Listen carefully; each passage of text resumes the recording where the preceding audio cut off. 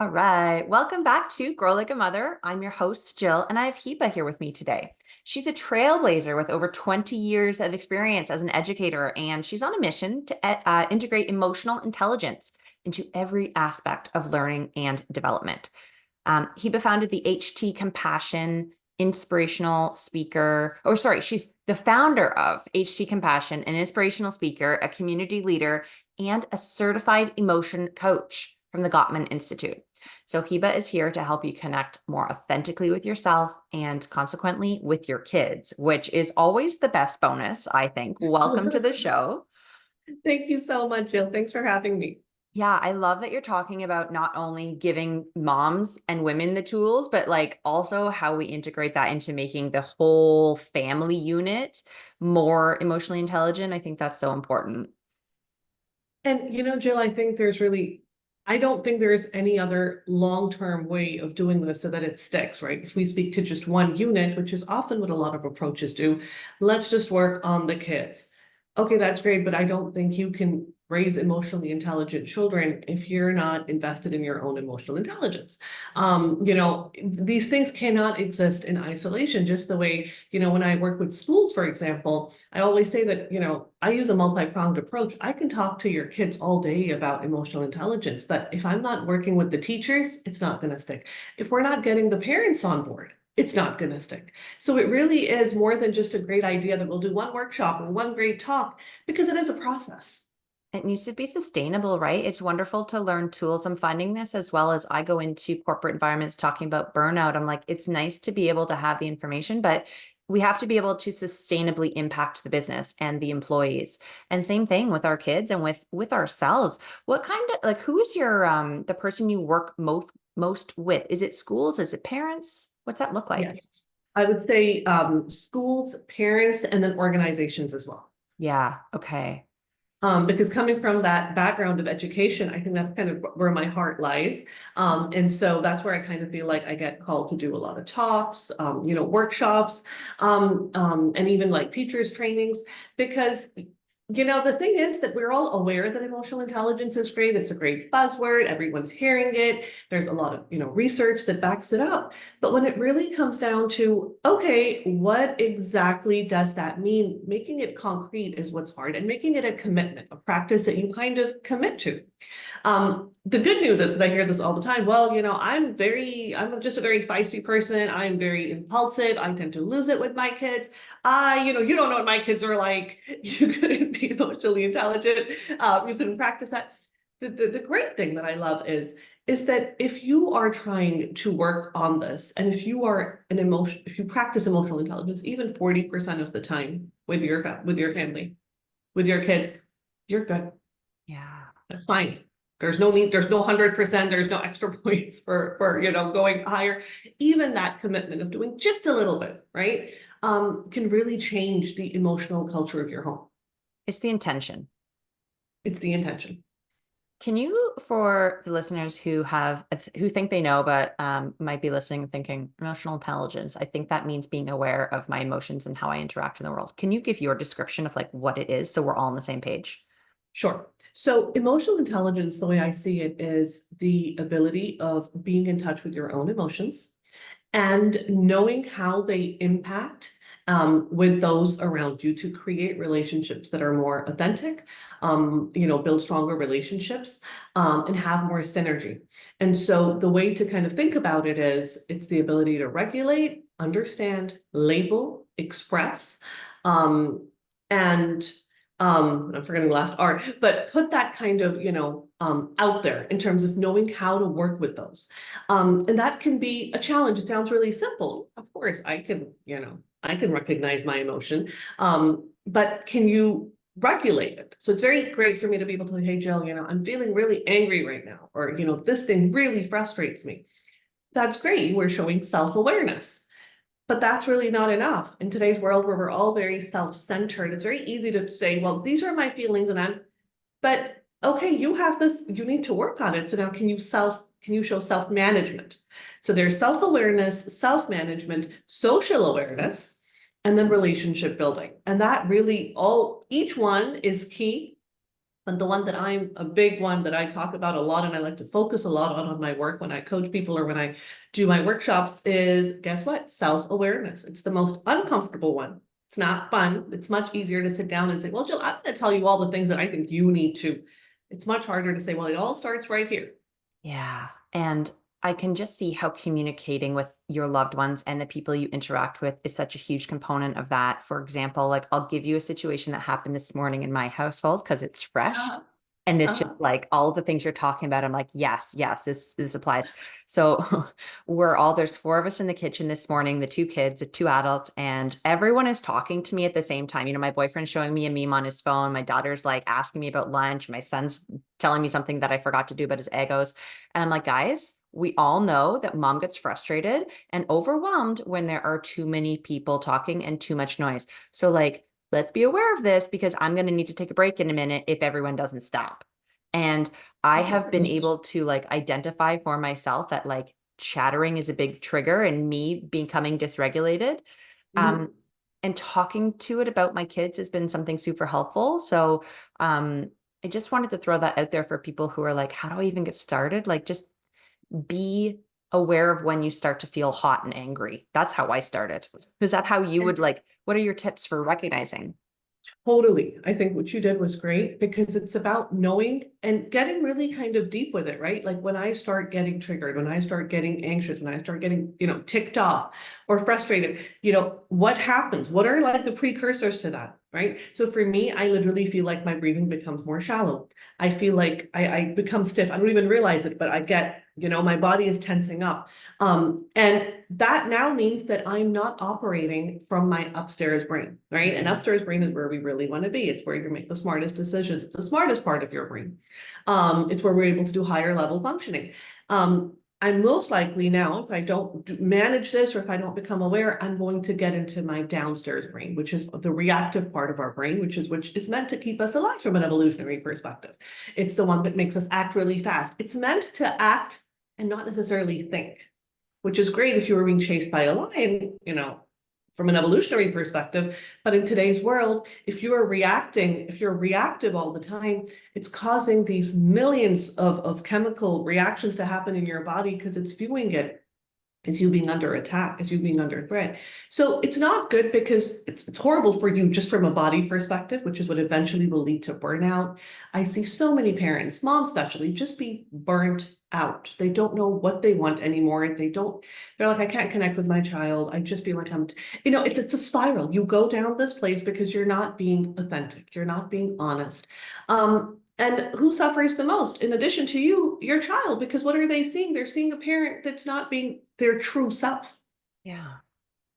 That's so important. I think that we lose ourselves, specifically as moms, a lot when we enter this motherhood season of life. And Mhm. like a mother is born, which is a different version of you than before you had kids. And with each new addition, you change as well. And so, how do we as moms and as parents and all of the roles that we play, how do we find that authentic self? Where does that begin?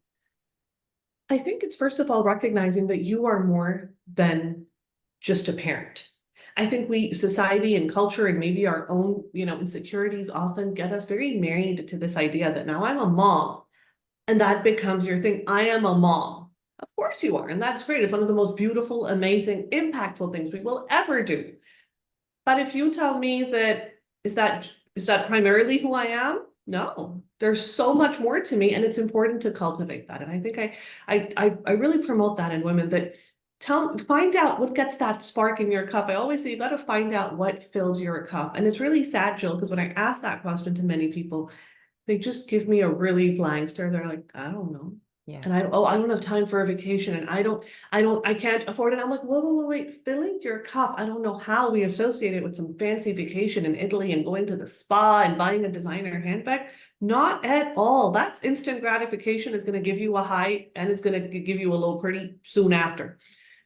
Filling your cup could be something as simple as I really enjoy having my cup of tea at the end of the night. For me, it's maybe reading a few pages. It could be dancing. It could be walking. Whatever it is that fills your cup that leaves you feeling a little bit more replenished, you got to be making that a part of your life.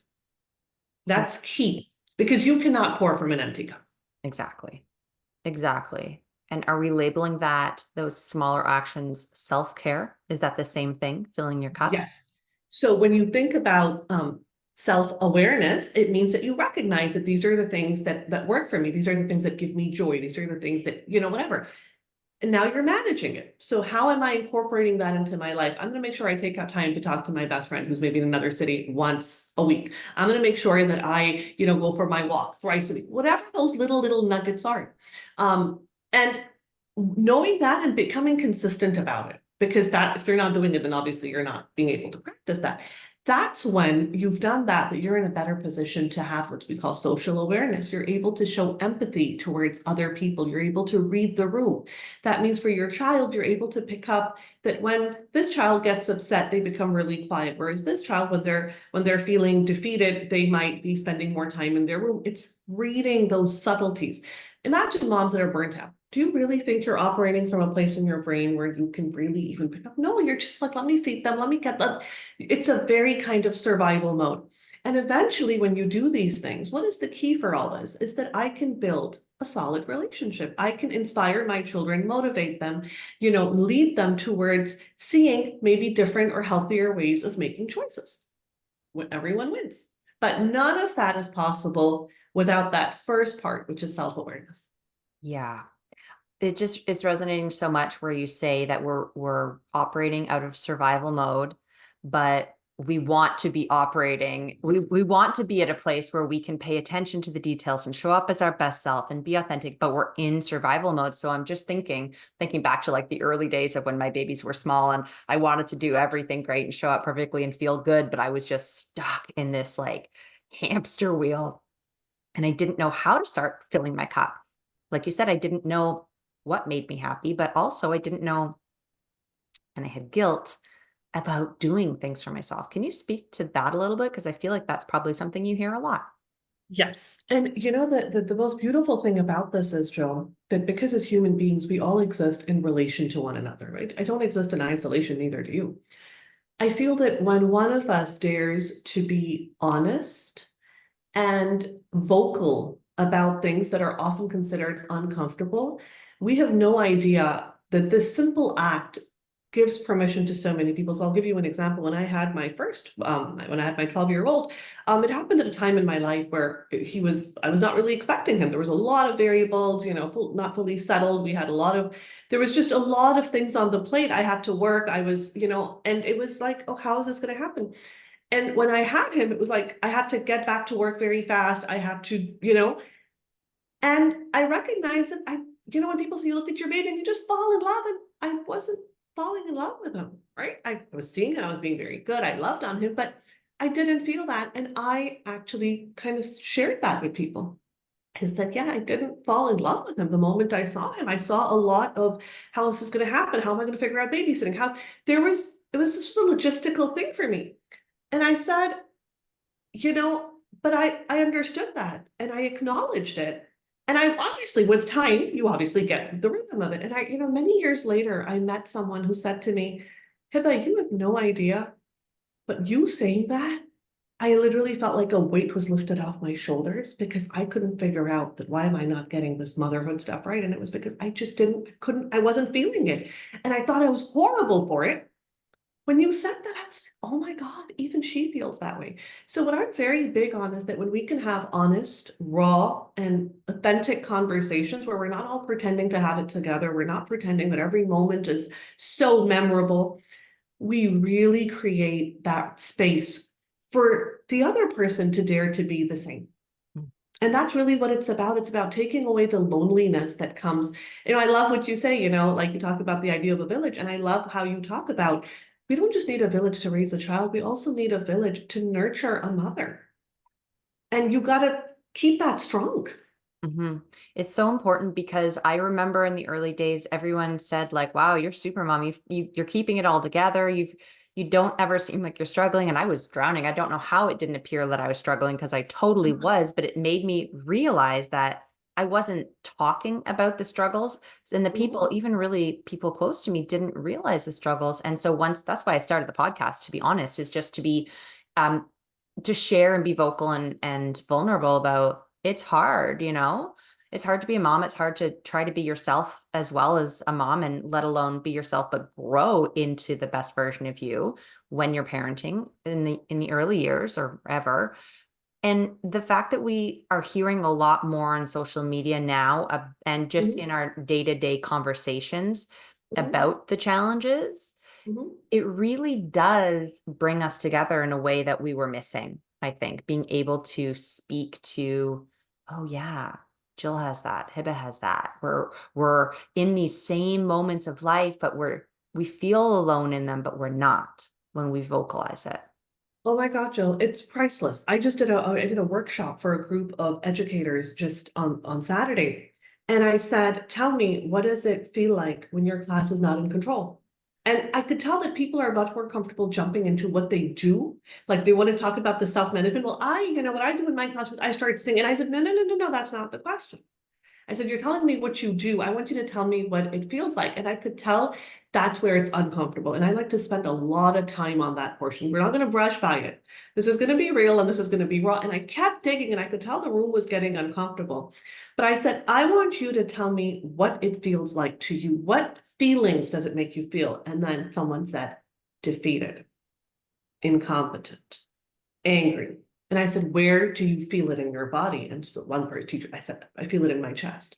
One said, I just feel my head is starting to get really heavy. Like I feel like blood pressure is rising. One said, I get really, like it's very, very, I just don't know what to do. I said, that acknowledging this is so important because even when I do my workshop with kids, I like to, when we talk about, cultivating emotional literacy in kids, we got to get down and dirty with those emotions. I don't know how we expect to raise emotionally regulated kids when we're tiptoeing almost like it's dirt around emotions. Like we don't want to talk about it. Just tell me when you're happy. Tell me when it's all good. But and it's why it is. It's because we don't feel equipped. I can't talk to you about something if you tell me, hey, Hib, I'm feeling this, and I don't feel like I have a toolkit of knowing what to say. That's where, by the more we talk about it, right, we change the emotional culture of our classrooms, of our homes, of our workplaces by being able to normalize the talk of emotion. So what are you feeling? And when my boys will say, good. I'm like, no, that's not, I want more. Are you feeling happy? Are you feeling excited? Are you feeling, is it what? Tell me more. Good. I need more description. And my 5-year-old at that point was like, will tell me, well, today I'm feeling silent. Hmm. Nice. I didn't see that coming. Or today I'm feeling when that kid does that, I feel very frustrated. I started this program for, the school that my family and I run. And I'm not kidding you, Jill. Literally, I think it was maybe not even 3, 4 weeks in, and the 3-year-old classroom, many parents said, what are you guys talking about at school? Because our kids are using words we've never heard and expressing emotions we've never heard. I'm overjoyed. I'm curious about what's going to happen. I'm excited about the party. And so what I like to do is tell me, what color does that feel like to you? We got to get concrete with kids, right? With the younger ones, it's hard for them to figure these emotions out. But hey, when you're angry, what color are you feeling? And for a lot of kids, it might be red or orange or whatever. Let them figure out their legend of what each color means. I often like to just take notes, and I encourage teachers to do the same because it becomes a conversation. And then you make that a part of your classroom. Hey, what color are we feeling today? Everyone shares their colors. We also talk about the impact of their feelings on us. We need to that's, I think, where the change also comes about. Hey, guys, when you don't listen to me, when you're all being really loud, how do you think it makes me feel? Let them think about that. You're creating empathy, and they'll say, mad. And I'm like, yeah, well, when you're not listening, I feel kind of sad, I feel a little unheard. What do you think you guys can do about that? And they'll be like, we can line up quietly. Awesome. And then I'll say, hey, when you did that, I went from feeling kind of blue and sad to feeling really nice. And like my happy color is whatever, purple, whatever. And you can see them making that connection that our behaviors impact those around us. How we feel is important, but we've got to know how it causes this very fundamental change in the way you run your parenting, your home, your workplace. And I love seeing that for people that I work with. Yeah. It makes me think, I wonder your perspective on this, because Mhm. I have been trying to be aware of not using languaging with my kids like, you make me feel like giving them responsibility for my emotions. So how do we articulate that when we're saying like, oh, when you're not listening, I feel like this. Where's the bridge to make it like, it's not your fault that I'm feeling like this, but I react this way to this thing. Do you know what I Sure. mean? And that's exactly how you put it. I think we've also, become so afraid of saying the wrong words that we're often not using them enough, right? It's like, oh my God, if I say this, maybe he'll end up, having trauma from this one sentence. Oh, you're human, and kids need to see us as being human and say, when you raise your voice, I feel very unheard, or I feel disappointed. And I'm sure that's not maybe what you intend for me to feel. How do you think we can work on that? Right? So when you do this, I feel this. There is a correlation because your actions do have an impact. But also, I think, Jill, what's really important to model to our kids is not only responsiveness over reactivity, which is you have to be operating from your upstairs brain. And a lot of what I talk about, especially for organizations, is I kind of use this approach that Harvard Business School uses, and it's based on brain research, which is we often teach emotional intelligence using very neocortical ways, which is we're targeting the wrong parts of the brain to teach a skill that actually sits in a different part of the brain, in the limbic system.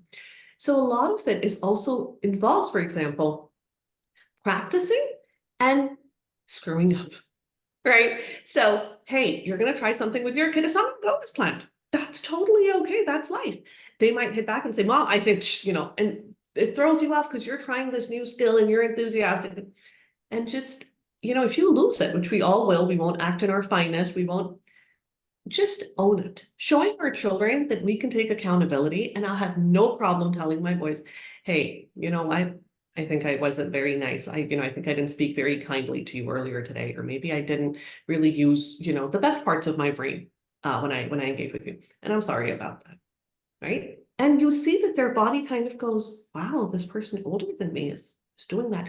That is the most priceless learning. It's not so much about what we're doing to them, as much as when you just start doing the right things, when you start working on your emotional intelligence, trust me, most of the learning is happening by watching, not really by what you're telling. Yeah, that modeling is huge. And actually, I came into that just like full force as a parent because I've got a kid with ASD. So modeling in the beginning became like just my way of life. And it's so interesting now because I use that as a tool for all kids I'm around. Like, and my Mhm. second, just sort of like, so that's the flow that we live in, which is really nice. But I wanted to ask you one more thing. And Mhm. this is like a selfish question. What happens when us as parents Mhm. feel unwilling or unequipped to be uncomfortable with the kids' feelings? Like I make decisions a lot based on if I'll say yes or no, based on where Mhm. I'm at in my own personal like level of fullness in my cup to Mhm. say I'll say, okay, if they're going to ask me this, if I say no to this, they're going to fuss. Do I have the capacity to deal with that right now? And I'll use that as my decisions. Like do I feel okay being uncomfortable and sitting in their discomfort? How does Mhm. that factor in? Like, how can we use that or get better at feeling okay being uncomfortable and with them? First of all, Jill, I'm so happy to hear that because I thought, I was the only one that does that math. Like, do I really want to say no and deal with this meltdown? Deal with all the, like you're doing this calculation in your head. Yeah. Um, I think the first thing is it comes back to the same idea. It's all connected. You can think better about what decisions you want to make for your child, what permissions you want to give, which you don't, all of that great stuff when your own cup is full. When you're running on low fuel and you're burnt out, you know what happens? You're in this, either two things happen. You're either just going to say yes, yes, yes, yes, whatever you want, just yeah, because you're in survival mode. You're too tired. I really don't care right now. Or everything is a no. They've not even finished their sentence. Mom, can I know? See how neither one of those are healthy because children are looking at us for some kind of boundaries and guidance. Like we're kind of, and they're going, okay, she's saying no and not listening. So now they're thinking she says no to everything. So it doesn't matter. Mom's no really doesn't matter. Or everything is okay, which is also not good because what are we really like? Are we even understanding what we're saying yes to? And so my older one, who I joke can be a lawyer, he's 12, but I mean, he comes to you with arguments and he's articulate and he will, like when he wants something, it's like dizzying because I, as a person, tend to be like, it's very hard for me to say no. Right? I'm more of a yes kind of person. I'm working on it. But when he comes in with this, focused and he's going to walk away from that negotiation getting what he wants, I'm like, oh my, it used to make me feel very uncomfortable because I wasn't equipped. I was like, what do I do? And now I've learned that I have to work on myself, which is getting firmer, but in the meantime, I still got to be a parent. So now what I'll say is, hey, I just want you to know that you've come to ask me for this. I won't be able to give you any definitive answer right now. Ah, I'm going to listen to you, but I want you to know right up front, because I can tell that he's high strung and he wants to make sure he gets me to say it. And I'm like, that's not going to happen. So I'm wanting to listen to what you have to say, but I don't work under this. And so the other day, he tried to call me and get a quick answer, like, high pitched sales, like, I need you to say yes right now. And I could feel myself. I literally could feel my breathing getting shallow. I was getting uncomfortable. And I said, hey, I don't work well in this situation. And I don't operate under this feeling of feeling very pressured. And I think you're actually ruining your chances of me even saying yes later. So I think it would be great if we kind of, I've heard what you have to say, and then we'll talk about it. And practicing that, he also gets an idea of boundaries. He also needs to know that it's not like you're going to anytime bombard me with. And I also get time to think because I need to make sure I'm thinking from my upstairs brain, which is where I'm going to make my smartest decisions. thank you. Thank you. That was perfect. I needed to hear that today. I will do that. Um, Gosh, there's so much wisdom. I am just blown away by your experience and your knowledge in this area. And I know that the listeners are going to be so interested to know, like, can they bring you into their school boards? Can they coach with you? Can they follow along and just get started learning and listening? So where are the places that you hang out online? How do people reach out to you? What does that look like? Well, first of all, thanks, Jill. Because yes, I mean, again, the most impact is when we can work together. So yeah, I mean, I do workshops. I work individually with parents. I work, with children. I do workshops and trainings and talks for organizations. So if any of those things are things that you would like to invest in for your emotional intelligence, I'd be honored to be part of that journey. So my website is HT, which is my initials, Hiba Tanvir, htcompassion.com. I'm on LinkedIn as well. My name, Hiba, and then Tanvir. Tanvir, and then on Insta, it's HT_compassion.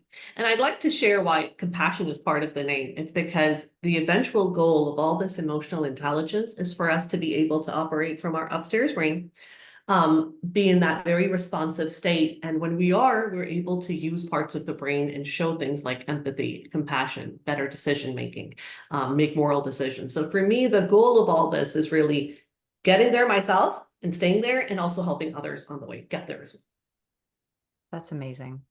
well. Truly, thank you for the work that you're doing. It makes such an impact. Is there anything that you want to leave the listeners with today as we close up this beautiful conversation? I think the recognition that one of the most important investments that you can make in yourself as a parent, as an individual, as a worker, as a partner, in whatever roles you are, you show up with your emotions. So when you're investing in your emotional intelligence, it is going to show in every single sphere of life that you show up at. And so it is, I say, one of the best investments you make because it gives you, what is it that we're all seeking? We're seeking peace, we seek synergy, we seek good relationships, right? We hope to feel good about ourselves. And really, emotional intelligence done right and investing in it allows you to be in that state of peace and calmness and be that source for others too. So that's why I love, kind of this investment in yourself. Yeah, I love that too. And I think that I'm so proud of the women and the men in this world who are starting to invest in themselves, even in small ways, because I see it more and more. They feel that tug, they feel that pull, and I just say, follow it, go in the direction of where your heart is saying it needs some support and find someone who can hold you through learning about that thing, whether it be emotional intelligence or burnout or whatever the case is.